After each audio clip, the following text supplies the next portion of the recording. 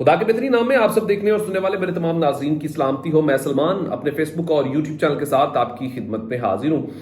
سہیل افریدی صاحب جب سے کے پی کے وزیر اعلیٰ بنے، اور آپ کو یہ چیزیں تو پہلے تو جب علی امین گنڈا پور صاحب وزیر اعلیٰ کی سیٹ کو چھوڑ رہے تھے، مستعفی ہو رہے تھے، تو تبھی بہت ساری چیزیں واضح ہونا شروع ہو گئی تھی۔ کس طریقے سے علی امین گنڈا پور صاحب کی تعریفوں کے پل باندھنے شروع کر دیے کہ حکومت کی جانب سے، حکمران جماعت کے اپوزیشن کی جانب سے، سندھ حکومت کی جانب سے علی امین گنڈا پور صاحب کو لے کر کافی پینک سچویشن جو ہے وہ اس وقت بن چکی تھی کہ سہیل افریدی صاحب کو کیوں ہی وزیر اعلیٰ بنایا جا رہا ہے۔ اور پھر اس سے پہلے ایک چیز یہ بار بار کہی جا رہی تھی کہ اب جو ہے وہ سہیل افریدی صاحب کو جو ہے وہ بننے نہیں دیا جائے گا، اس کی راستے میں بہت بڑی رکاوٹ آ جائے گی، عمران خان صاحب نے بہت بڑی غلطی کر لی ہے۔ تو ایسی بہت ساری چیزیں نظر بھی آئیں، اور عموماً ایسا ہی ہوتا ہے کہ جب کوئی کسی بھی حکومت کا وزیر اعلیٰ، اور جب وہ ہو بھی بڑے وفاق میں،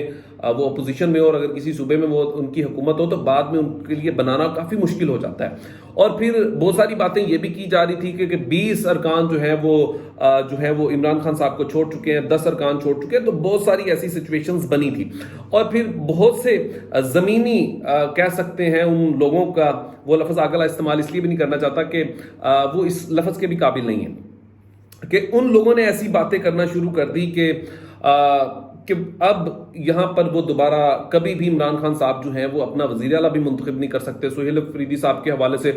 بڑی بڑی انہوں نے پیشن گوئیاں کر دی، میں سیاست چھوڑ دوں گا، میں معافی مانگ لوں گا، میں کیمرے کے سامنے، پتہ نہیں کیا کیا انہوں نے وہ باتیں کی، لیکن وہ تمام چیزیں بھی ایک طرف ہو گئی۔ پھر بڑے بڑے دانشور جو تھے ہمارے میڈیا سیل، جو بہت سے مختلف کہہ سکتے ہیں کہ کیٹاگریز کے مطابق وہ چلتے ہیں، ایک مخصوص منصوبے کے تحت وہ چیزیں لے کر جب سامنے آتے ہیں، تو وہ بھی انہوں نے بھی بڑی پینک سچویشن بنانے کی کوشش کی، لیکن سیاست میں کوئی چیز حرف آخر نہیں ہوتا۔ ان تمام معاملات کے باوجود سہیل افریدی کا وزیر اعلیٰ بننا، اور کے پی کے کا وزیر اعلیٰ بننا، ایک ایسے صوبے کا وزیر اعلیٰ بننا جہاں پہ ایک چیلنج ہوتا ہے کسی بھی معاملات کو لے کر۔ پھر بہت ساری چیزیں میں نے آپ کو پہلے کہا کہ سب کو ایک دن پہلے تک یہی لگ رہا تھا کہ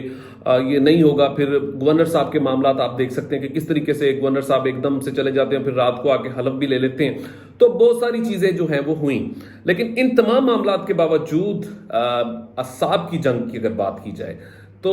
وہ وننگ سچویشن جو ہے وہ آپ کبھی بھی عمران خان صاحب سے ہٹا نہیں سکتے۔ اور عمران خان صاحب نے جس طریقے سے پھر کے پی کے وزیر اعلیٰ کو منتخب کروا کے